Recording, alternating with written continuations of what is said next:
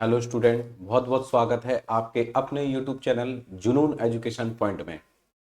देखिए, आज की क्लास बड़ी ही महत्वपूर्ण होने वाली है और आज हम मुगल वंश की शुरुआत करेंगे, क्योंकि आपको मालूम है मुगल वंश से एग्जाम के अंदर काफ़ी कुछ क्वेश्चंस बन जाते हैं। जैसा कि आपने इमेज के अंदर सामने हेडिंग देख रहे हो, जिसमें मुगल राजवंश का इतिहास, इसके बारे में हम आज पढ़ने वाले हैं। और इसमें सबसे पहले आज हम पढ़ेंगे मुगल वंश के राजा या मुगल वंश का संस्थापक बाबर के बारे में। ठीक है, बाबर के बारे में पढ़ेंगे कि बाबर ने क्या उपाधि ग्रहण करी थी, बाबर ने क्या निर्माण कार्य किए थे, बाबर ने कौन कौन से युद्ध लड़े थे और बाबर ने इन युद्धों में किसको हराया था, युद्ध कब लड़े थे, उस युद्ध को किस नाम से जाना जाता है, युद्धों का क्रम क्या है और बाबर ने किसको हराया। तो ये सारी चीजें हम बाबर के बारे में आज पढ़ने वाले हैं। जैसा कि पिछली क्लास में मैंने आपको कुछ मध्यकालीन भारत के राज्यों के संस्थापक वगैरह याद करवाए थे। छोटा टॉपिक था, कोई ज्यादा बड़ा टॉपिक नहीं था, बट आपको थोड़ा एक अंदाजा हो जाता है कि हाँ भाई, ये वाले जो स्थान थे, यहाँ पर कुछ छोटे मोटे राज हुआ करते थे, इनके ये संस्थापक हुआ करते थे। तो वो सब हमने पढ़ा। हर चीज महत्वपूर्ण है, जीके के अंदर जितना आपको पढ़ने को मिल जाए उतना ही अच्छा है। ठीक है, हम कटौती कहाँ तक करेंगे चीज़ों में, जितना हो सके हम उतना पढ़ें तो ज़्यादा बेटर है। क्योंकि कब कौन सा क्वेश्चन कहाँ से किस एग्जाम में आ जाए कोई भरोसा नहीं है। इसलिए हमारे पास जितना हमारी आंखों के सामने जो चीज़ रहती है, तो हम कोशिश यही करें कि हम उसको पढ़ लें, इग्नोर ना करें। ठीक है, तो हमने पिछली क्लास में क्या पढ़ा था उसका एक जल्दी से फास्ट रिकॉल करा देता हूँ और फिर हम आज बाबर के बारे में पढ़ेंगे। ठीक है, तो देखिए यहाँ पर हमने पिछली क्लास में जो पढ़ा था, हमने हैदराबाद की चार मीनार पढ़ी थी। और ये चार मीनार हैदराबाद में बहुत इंपॉर्टेंट है। हमने आदिल शाह का जो गोल कुंडा, बीजापुर गोल गुम्बज के नाम से विश्व की सबसे बड़ी गुम्बज गोल गुम्बज है, बीजापुर कर्नाटक के अंदर आदिल शाह का मकबरा है, और ये हमने पढ़ा था। ठीक है, इसके अलावा इसमें एक किताब नौरस पढ़ी थी। किताब नौरस जो बुक थी वो किस पे लिखी गई थी, किताब ए नौरस बुक जो थी वो संगीत पर लिखी गई बुक थी। इसमें संगीत के 9 रस थे, बस ऐसे याद करना। ठीक है, अलाउद्दीन बहमन शाह किस वंश का राजा था, तो अलाउद्दीन बहमन शाह जो था बहमनी वंश का राजा था। बहमनी वंश की स्थापना जो है हसन गंगू या अलाउद्दीन बहमन शाह ने की थी। 1327 में तुगलक के काल में, मोहम्मद बिन तुगलक के काल में जो उससे अमीर नाराज थे, उन्होंने एक ग्रुप बना लिया था। ठीक है, इसके अलावा हमने बहमनी साम्राज्य के बारे में थोड़ा बहुत पढ़ लिया था। और गोलकुंडा की हीरे की खदानें थी गोलकुंडा में, जिसकी वजह से बहमनी साम्राज्य और विजयनगर साम्राज्य के बीच में हमेशा युद्ध वगैरह होता रहता था। और एक निर्णायक युद्ध हुआ था, तालीकोटा का युद्ध, राक्षस तगड़ी या वन्य हट्टी का युद्ध, बहुत महत्वपूर्ण युद्ध बताते हैं। मारवाड़ राज्य का संस्थापक मैंने आपको बताया था, राव चूड़ा जो था मारवाड़ राज्य का संस्थापक था। एक कीर्ति स्तंभ हमने पढ़ा था कि यहाँ पर एक राजा थे राणा कुंभा, और राणा कुंभा ने मालवा में महमूद खिलजी से हुई विजय के कारण इन्होंने एक चित्तौड़ में कीर्ति स्तंभ स्थापित किया गया था। इसको हिंदू देव शास्त्र का चित्रित कोश जो है वो कहा जाता है। ठीक है, तो राजस्थान का मेवाड़ क्षेत्र है, इस मेवाड़ राज हुआ करता था और उसका संस्थापक था कौन, गोहिल। तो गोहिल से गोयल, मैंने आपको बताया था कि गोयल मेडिकल का जो सामान था वो बाढ़ में बह गया था। ठीक है, इसके अलावा कोणार्क का सूर्य मंदिर मैंने आपको बताया था, नरसिंह वर्मन ने कोणार्क का सूर्य मंदिर बनवाया। इसके अलावा एक अवंती वर्मन जो है वो इस वंश के संस्थापक थे और उड़ीसा से संबंधित ये वंश है, उड़ीसा से संबंधित है। और वर्मन ने 11वीं से 12वीं सदी में उड़ीसा स्थित जगन्नाथपुरी मंदिर का निर्माण करवाया था। बड़ा ही महत्वपूर्ण जगन्नाथपुरी मंदिर है और बड़ा ही महत्वपूर्ण आपका यहाँ पर कोणार्क का सूर्य मंदिर है। ठीक है, इसके अलावा हुशंग शाह का मकबरा के बारे में मैंने बताया था। एक राज्य हुआ करता था मालवा राज्य, इस मालवा राज्य का जो संस्थापक था वो था दिलावर खां धुरी। यानी कि एक लड़का था, वो अपनी माँ से कह रहा था माँ हलवा दिला, और दिला दिला दिला बार बार कह रहा था, तो दिलावर खां धुरी हमने याद करा। और इसी में एक राजा था हुशंग शाह, और इस हुशंग शाह का जो मकबरा है भारत के अंदर सबसे पहली संगमरमर की इमारत है, वो हमें याद रखना है। और हुशंग शाह ने मांडू का किला बनवाया था और मांडू को महलों की नगरी के नाम से जाना जाता है। इसी में बहादुर शाह, इसमें मुजफ्फर शाह और बहादुर शाह, मुजफ्फर शाह प्रथम, महमूद बेगड़ा मुजफ्फर शाह द्वितीय ये हमने पढ़े थे गुजरात राज्य के अंदर। तो मैंने आपको बताया था गुजर जाती है रात जब हम सफर करते हैं, जब सफर करते हैं तो जफर से जफर मुजफ्फर याद आता है। मुजफ्फर शाह प्रथम या जफर खां जो है गुजरात राज्य का संस्थापक। इसी में था फतेह खां या महमूद वेगड़ा, जिसे करीम के नाम से भी जाना जाता है या जरबख्श भी उसे बोला गया है। मैंने आपको बताया एक राजा के अगर दो दो तीन तीन नाम हैं तो उन नामों को अलग से कहीं भी नोटिस करके रखो कि भाई इस राजा को ये दो नाम, जैसे कि कलंदर की उपाधि किसने ली थी, ठीक है, कलंदर की उपाधि किसने ली थी। तो या अभी आगे जाके आप पढ़ेंगे बाबर के बारे में, उसने कलंदर की उपाधि धारण करी थी। लाख बख्श किसे कहा गया है, लाख बख्श कुतुबुद्दीन ऐबक को कहा गया है, क्योंकि वो लाखों का दान देने वाला था। तो ऐसे ही राजाओं के जो नाम हैं वो हमें याद रखने पड़ेंगे भाई अपने स्तर पर, ठीक है। महमूद वेगड़ा के बारे में बताया था कि भाई इसको माँ बाप ने जहर दे के पाला था कि इसके शरीर पर अगर कोई मक्खी भी बैठती थी तो भाई वो मर जाती थी। जैनुल आबदीन को कश्मीर का अकबर कहा गया है, ये मैंने आपको बताया था। और जैनुल आबदीन जो है कश्मीर का सबसे महत्वपूर्ण राजा बताया गया है, और इसे कश्मीर का अकबर इसलिए कहा जाता है क्योंकि इसने जजिया कर को समाप्त किया था कश्मीर में। और इसको बुद्ध शाह भी कहा गया है। क्या कहा गया है, बुद्ध शाह अथवा मान सुल्तान की उपाधि इसने ग्रहण करी थी। बुद्ध शाह या मान सुल्तान इसको बोला गया है। जी जैनुल आबदीन के बारे में पता होना चाहिए। प्लस इसके समय में आपको पता है कि जो हमारे हिंदू धर्म ग्रंथ है जैसे महाभारत है, राजतरंगिणी है, इनका अनुवाद कराया गया था, ठीक है। और कश्मीर में ऋषि आंदोलन चलाया गया था। इनकी जो ऑफिशियल लैंग्वेज दफ्तरी भाषा फारसी थी वो मैंने आपको बताया। कश्मीर राज्य का संस्थापक अगर आपसे बोलते हैं कि कौन था, शमसुद्दीन, यानी इसको 100 रुपए दे और कश्मीर के अंदर किसी भी झील में तो नाव से घूम ले, ठीक है। 100 दे, 100 दे, 100 दिन, यानी कि थोड़ा सा 100 दिन को याद रखना है, शमसुद्दीन, ठीक है। शमसुद्दीन शाह जो है कश्मीर राज्य का संस्थापक। इसके अलावा राजतरंगिणी का फारसी में अनुवाद किया था तो बहर उल असमार के नाम से किया था। हमने जौनपुर याद करा था कि भोपाल जौन का जौन जो है वो हमेशा सर्वर जो है वो हमेशा डाउन रहता है, तो मलिक सरवर जौनपुर राज्य का संस्थापक बताया था। जौनपुर को भारत का सिराज कहा जाता है। यहाँ पर हमने एक जौनपुर के अंदर इब्राहिम शर्की पढ़ा था, उसने अटाला मस्जिद का निर्माण करवाया था, ये भी पढ़ा है, बहुत महत्वपूर्ण है। इसके अलावा हमने एक पढ़ा था अदीना मस्जिद, आजम शाह ने अदीना मस्जिद बनवाई थी, वो भी मैंने आपको याद कराया है। बीकानेर राज्य के बारे में थोड़ा बहुत पढ़ा था हमने। बड़ा सोना मस्जिद, कदम रसूल मस्जिद हमने पढ़ी थी। हसरत शाह को हमने पढ़ा था, ठीक है। तो आजम शाह है, आजम शाह ने अदीना मस्जिद बनवाई। और नशरत शाह ने बड़ा सोना और कदम रसूल मस्जिद बनवाई थी। बंगाल राज्य का संस्थापक मैंने आपको बताया था, बंगाल में मिली लाश, तो बंगाल राज्य का जो संस्थापक था वो था इलियास, जिसमें याद करा था बंगाल में मिली लाश, ठीक है। तो ये तो रहे आपके कुछ राज्य जिनकी स्थापना मैंने बता दी आपको। और अब हम मेन टॉपिक पे पहुंचेंगे और आज हम पढ़ेंगे किसके बारे में, आज हम पढ़ने वाले हैं भाई बाबर के बारे में। और बाबर का जो कार्यकाल है वो 1526 से लेके 1530, बाबर का जो कार्यकाल रहेगा वो 1526 से लेके 1530 तक रहेगा, क्योंकि बाबर की मृत्यु 1530 में हो जाएगी, ठीक है। तो चलिए स्टार्ट करते हैं बाबर के बारे में हम। तो देखिए यहाँ पर दिया हुआ है 1526 से लेके 1530, यानी कि 4 साल इसका शासन रहा। 26, 27, 28, 29, 30 में इसकी मृत्यु हुई, ठीक है। बाबर का जो जन्म है वो 14 फरवरी 1483 को हुआ। फरगना में हुआ था इसका जन्म।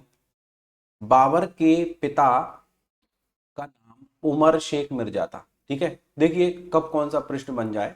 उमर शेख मिर्जा बाबर के पिता का नाम था।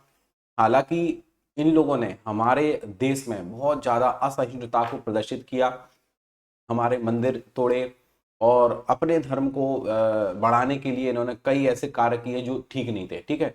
वैसे तो किसी की भी इच्छा नहीं होती कि भाई इनके बारे में पढ़ा जाए, लेकिन बुक्स में दिया हुआ है तो उस हिसाब से हमें बेसिक नॉलेज तो रखना पड़ेगी। और हमें इन लोगों से किसी प्रकार की दिलचस्पी नहीं है कि हम इनको बढ़ो, लेकिन देखिए जनरल नॉलेज के अंदर सब पढ़ना चाहिए, थोड़ा थोड़ा हर चीज का ज्ञान होना चाहिए। हमने इस्लाम धर्म के बारे में पढ़ा, हमने ईसाई धर्म के बारे में पढ़ा, हमने पारसी धर्म के बारे में पढ़ा, हमने भागवत धर्म के बारे में पढ़ा, हमने जैन धर्म के बारे में पढ़ा, हमने बौद्ध धर्म के बारे में पढ़ा। तो सभी धर्मों का हमें थोड़ा थोड़ा नॉलेज होना चाहिए। तो ये नॉलेज के हिसाब से हम चीजों को पढ़ते हैं और इसी वजह से एग्जाम के अंदर पूछे जाते हैं। बाकी का एनसीईआरटी में किस चीज को रखना है, किस चीज को हटाना है, किस चीज को जोड़ना है, क्या सही है क्या गलत है, तो ये तो क्या होता है, देखो पॉलिटिक्स होती है तो पॉलिटिक्स में कुछ भी कैसा भी कुछ रहता है कि क्या होना चाहिए क्या नहीं। तो जो हो गया सो हो गया, अपन को बस केवल नॉलेज रखनी है। चीजों के बारे में पढ़ना है कि हाँ भाई ऐसा हुआ था, और इतिहास बताता है, सब कुछ लिखा हुआ है। बाबर गलत था तो था, औरंगजेब गलत तो था, गलत था तो था, क्लियर लिखा हुआ है सब कुछ। इनके कार्य ऐसे थे जिनकी वजह से, लेकिन इनको इनके बारे में हमें जो हिस्ट्री में दिया रहता है बेसिक हमें पता होना चाहिए। अब देखिए यहाँ पर इसके पिता का नाम उमर शेख मिर्जा और माता का नाम था कुतलुग निगार खानम।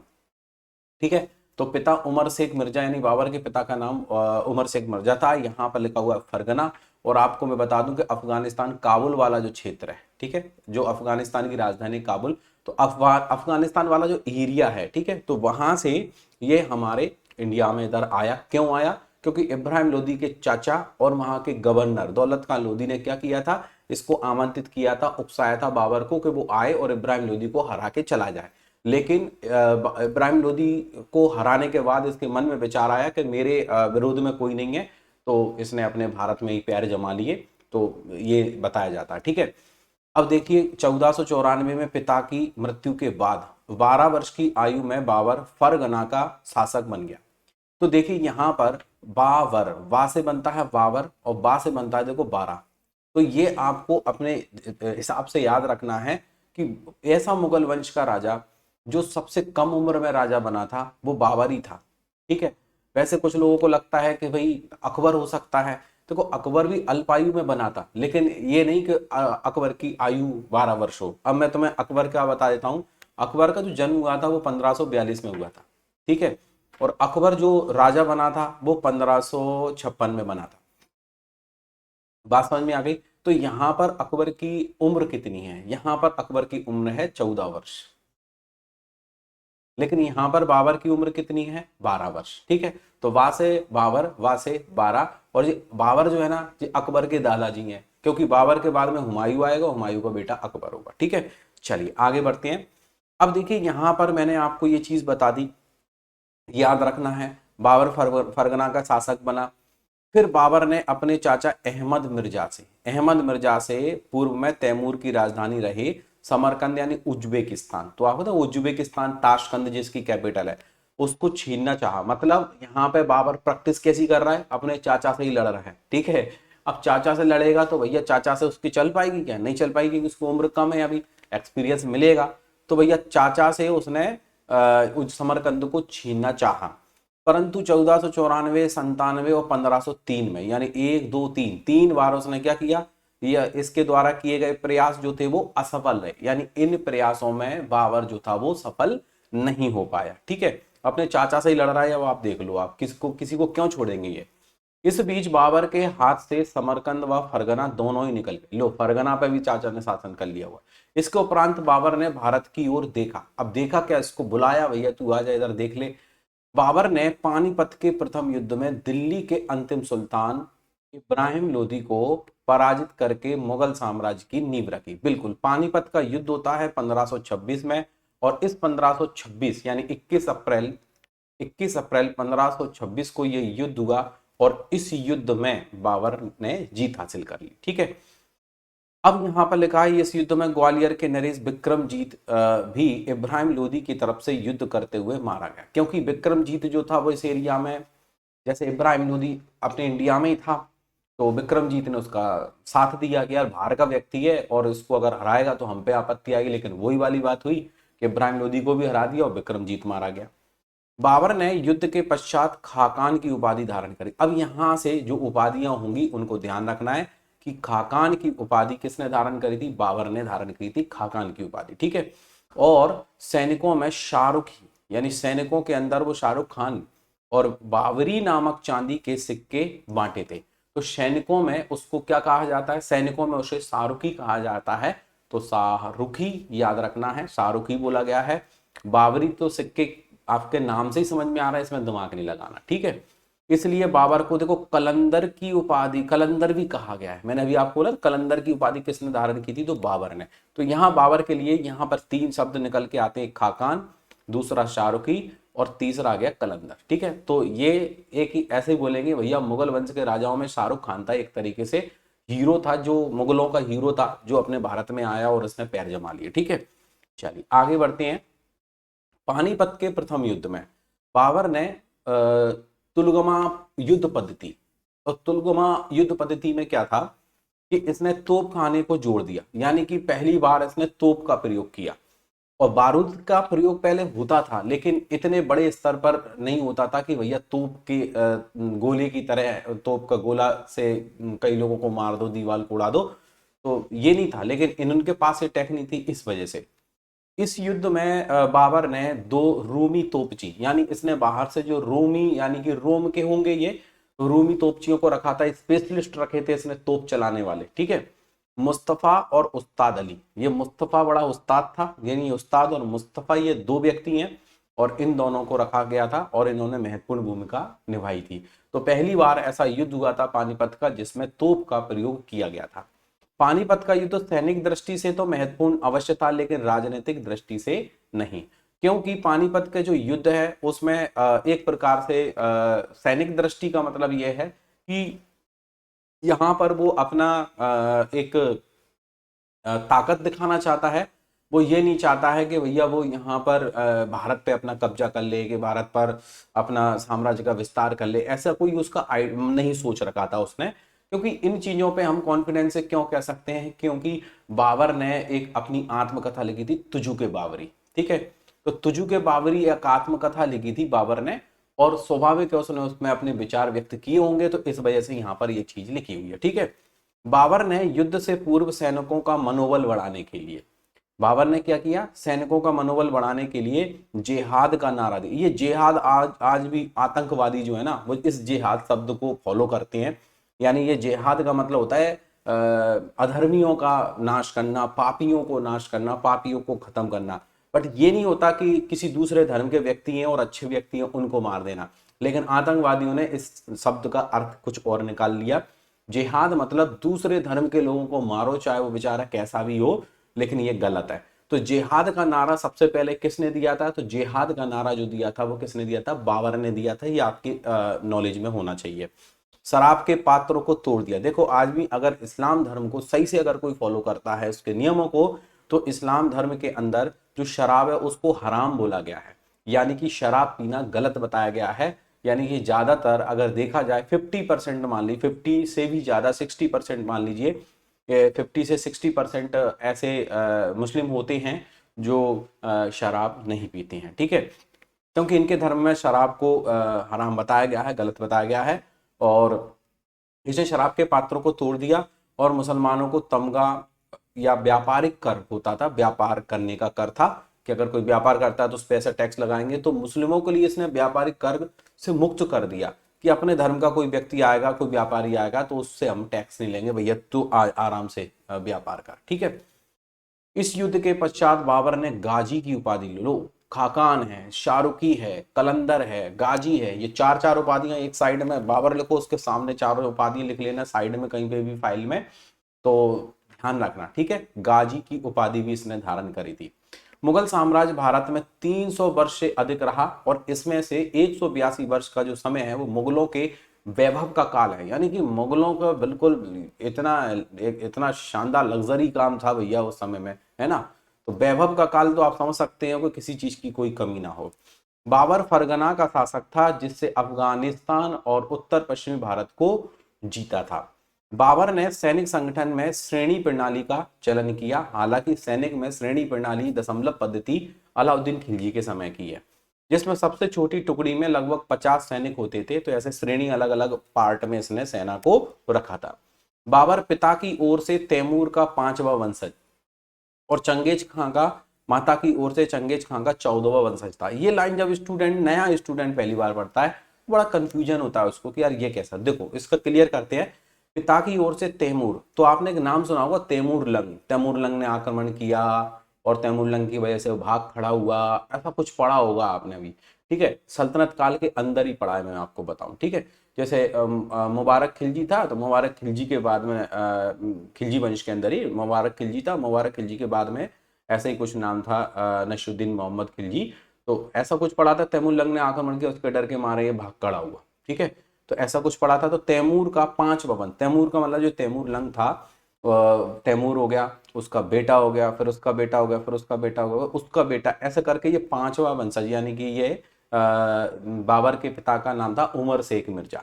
तो उमर शेख मिर्जा आप समझ लीजिए चौथे नंबर पे आ गया, और उमर शेख का जो बेटा है वो 5वें नंबर पे। तो पिता की ओर से ये 5वां वंशज। माता की ओर से चंगेज खां का, ये चंगेज खां जो है मंगोलिया वाला जो एरिया, भैया इसमें थर्राते थे इस एरिया के।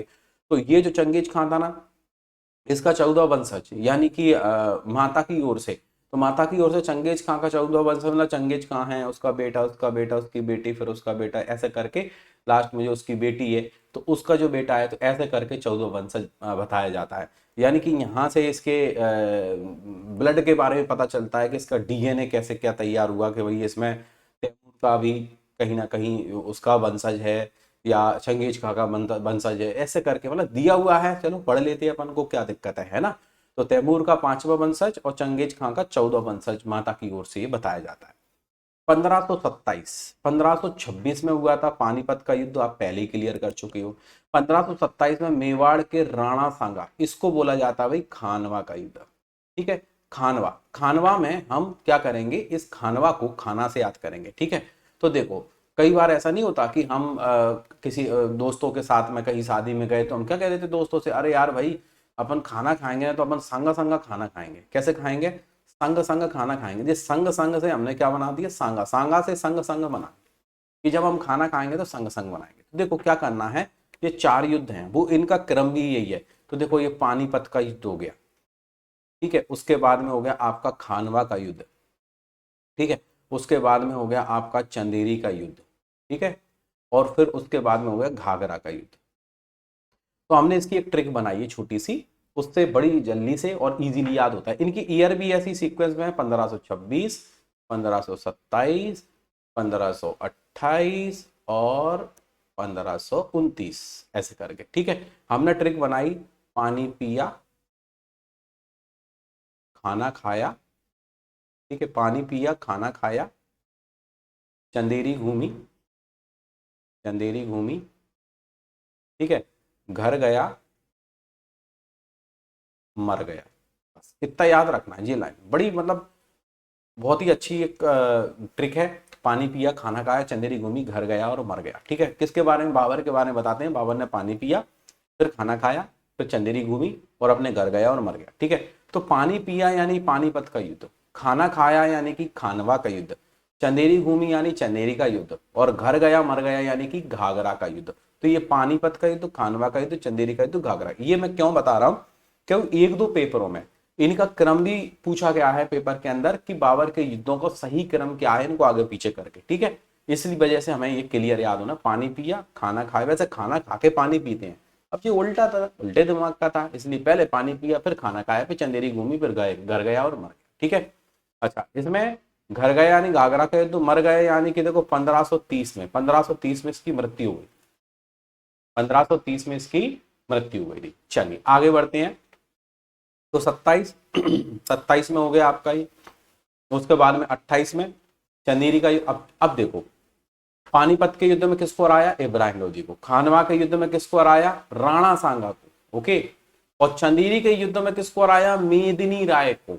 ये हमें याद रखना, चंदेरी का राजा था कौन, मेदिनी राय। यानी चंदेरी के युद्ध में किसको हराया, चंदेरी के युद्ध में इसने मेदिनी राय को हराया है। तो यही चीजें तो याद रखने वाली हैं, हमें पता होना चाहिए मेदिनी राय को हराया इसने चंदेरी के युद्ध में। ठीक है, और घाघरा का युद्ध हुआ 29 में, तो घाघरा के युद्ध में इसने अफगानों को पराजित किया। ठीक है, तो घाघरा से देखो घर घर गया। अपन जब घर जाते हैं तो घर क्या करते हैं, अपन गाने सुनने लगते हैं, है ना, अफगानों यानी हम गाने सुनने लगते हैं, या अपन कोई ना कोई गानों गाने लगते हैं, कोई ना कोई गाना गुनगुनाने लगते हैं। तो घर जाके हम गाने सुनते हैं, या घर जाके हम गाना गाने लग जाते हैं। तो अफगानों के विरुद्ध था, अफगानों पर आया। ठीक है, पानीपत में मस्जिद बनवाई। अब समझना इसमें, ये जो है एक घाघरा नदी भी है, आपको मालूम होगा। ठीक है, बट क्या है, जब ये युद्धों के नाम आते हैं तो एक प्लेस आ जाता, जगह आ जाती। घाघरा नदी के किनारे लड़ा गया था, और घाघरा नदी के किनारे ऐसा बताया जाता है कि ये जो युद्ध ऐसा था जो जल और थल दोनों पे लड़ा गया था, जल और थल दोनों पे लड़ा गया था। यानी कि समुद्र से भी लड़ाई हो रही थी, और ऊपर आगे भैया जमीन तो स्थल पे भी लड़ाई हो रही थी। तो इस वजह से इसको बोल बताया जाता है, तो ये आपकी नॉलेज में होना चाहिए। अब देखिए यहाँ पर पानीपत में मस्जिद बनवाई इसने। पानीपत हरियाणा में आता है, आपको मालूम है। तख्त ताउस बेबादल खां की देखरेख में। अब यहाँ पे क्या, बाबर के द्वारा करवाए गए निर्माण कार्य आ जाते हैं ना।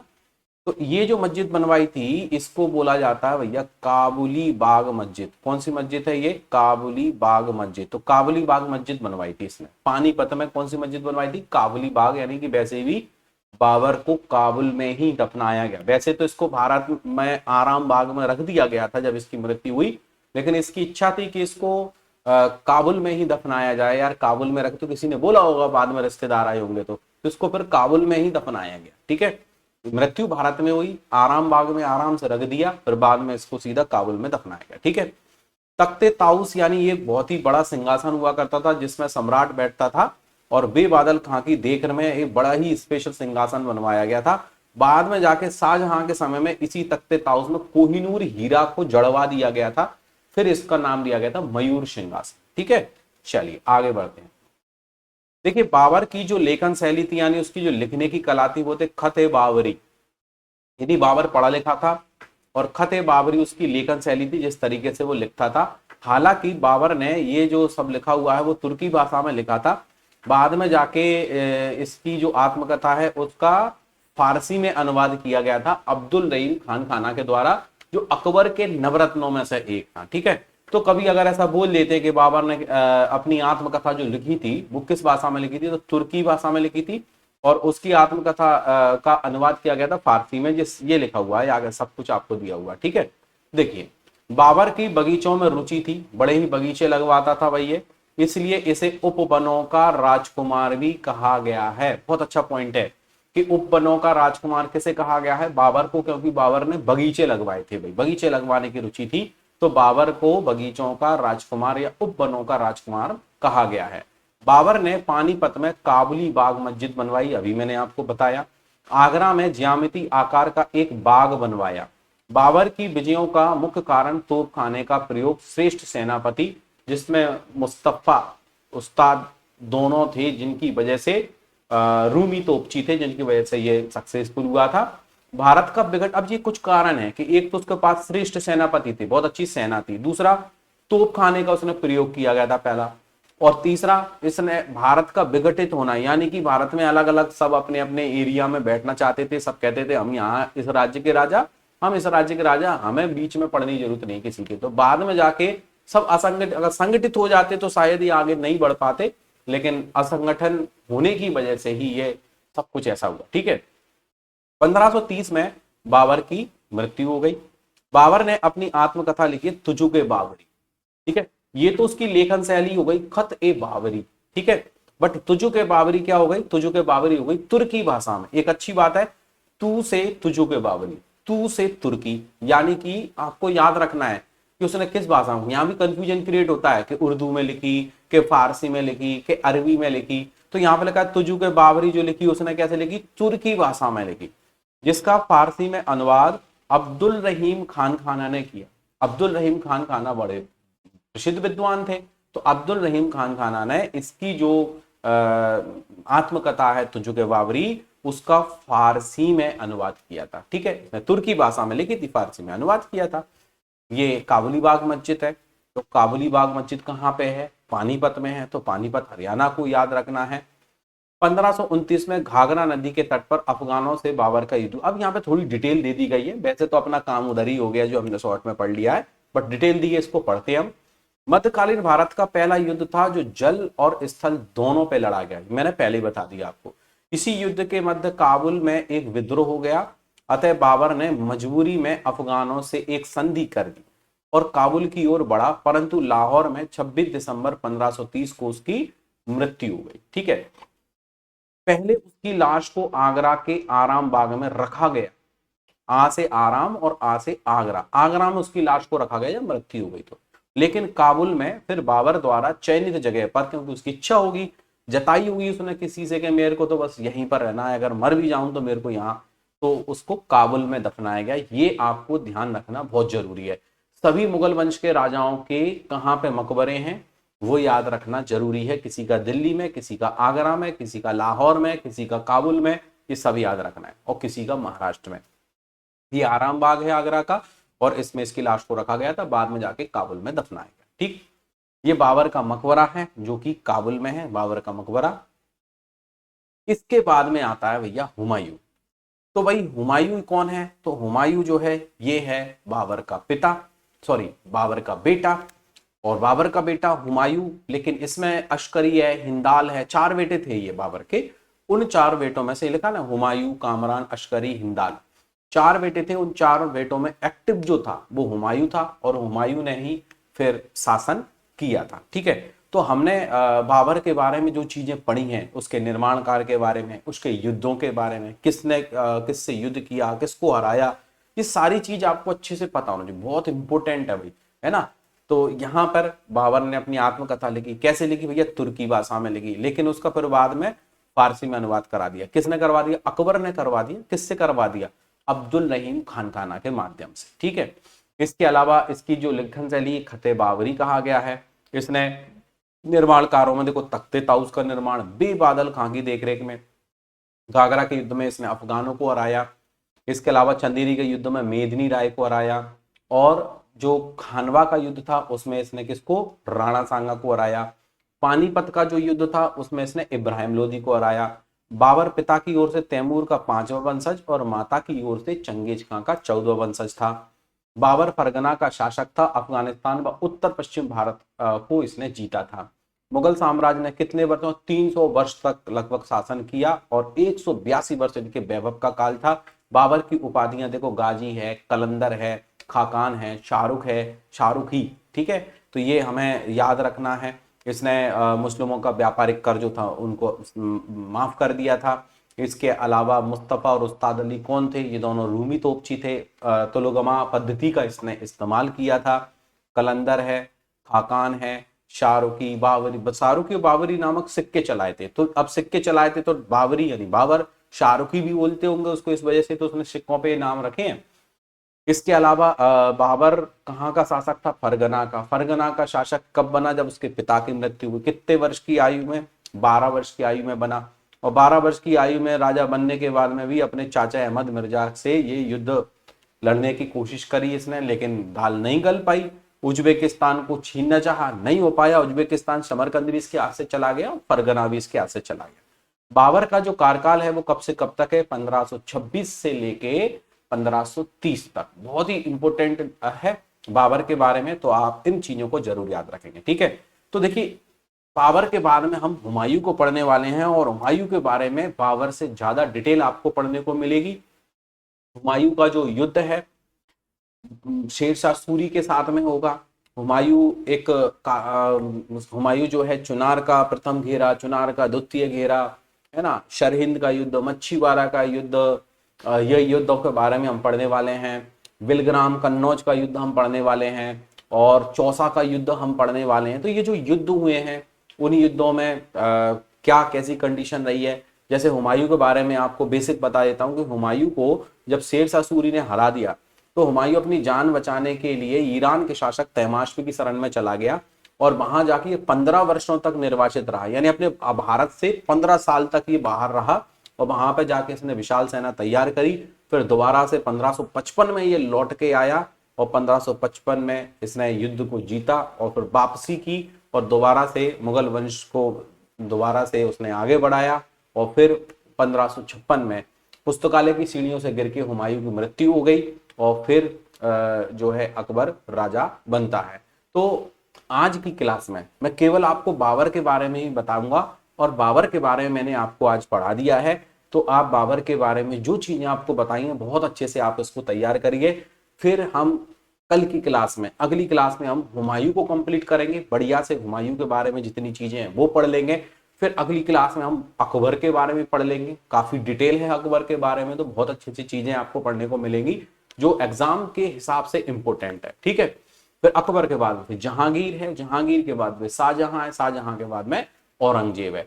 तो ये जो राजा हैं इन्होंने क्या क्या कार्य किए हैं, क्या क्या युद्ध लड़े हैं, तो इनके बारे में बेसिक इंफॉर्मेशन हमें जरूरी है। औरंगजेब के बाद में फिर छोटे मोटे कार्यकाल के लिए कुछ राजा आएंगे, उनका भी क्रम याद कराऊंगा, और जितने भी राजा हुए हैं मुगल वंश के जो इसमें दिए रहते हैं ज्यादातर बुक्स में, उन सब का क्रम विथ ईयर में आपको सबको याद करा दूंगा कि आप आंख बंद करके ऐसे बता दोगे अहमद शाह, अगर मुगल वंश में राजा बना तो कब बना, है ना। अगर आपसे कहते हैं कि मोहम्मद शाह रंगीला बना तो भैया कब बना, आप एक सेकंड में जवाब दे दोगे। बहादुर शाह प्रथम बना तो कब बना, बहादुर शाह द्वितीय बना तो कब बना, है ना। और अगर बात करते हैं अकबर द्वितीय भी एक राजा था, वो बना तो कब से कब तक, ये सबके कार्यकाल में आपको नंबर सिस्टम से बहुत अच्छे से याद करा दूंगा, कोई दिक्कत नहीं, ठीक है।